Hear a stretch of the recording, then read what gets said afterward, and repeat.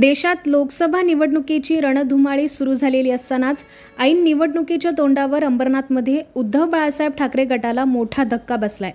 कल्याण लोकसभेसाठी ठाकरे गटाकडून वैशाली दरेकर यांना उमेदवारी जाहीर झाल्यानंतर अंबरनाथमधील महिला आघाडीच्या पदाधिकाऱ्यांनी गुरुवारी रात्री मुख्यमंत्री एकनाथ शिंदे यांच्या हस्ते शिवसेनेत प्रवेश केला।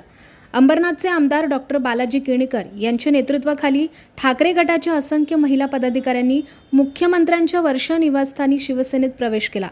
ठाकरे गटाच्या महिला शहर संघटक मालती पवार, उपशहर संघटक संगीता उतेकर, माजी नगरसेविका मंगला घोणे यांच्यासह शहरातील इतर महिला पदाधिकाऱ्यांनी मुख्यमंत्री एकनाथ शिंदे यांच्या हस्ते शिवसेनेत प्रवेश केला। यावेळी कल्याण लोकसभेचे खासदार श्रीकांत शिंदे, अंबरनाथचे आमदार डॉक्टर बालाजी केणीकर, माजी नगराध्यक्ष सुनील चौधरी, श्रीनिवास वाल्मिकी, प्रज्ञा बनसोडे, सुषमा रसाळ यांच्यासह अनेक पदाधिकारी उपस्थित होते। लोकसभा निवडणुकीच्या तोंडावरच महिला पदाधिकाऱ्यांनी पक्ष सोडल्यानं याचा मोठा फटका ठाकरे गटाच्या उमेदवाराला बसण्याची शक्यता नाकारता येत नाही।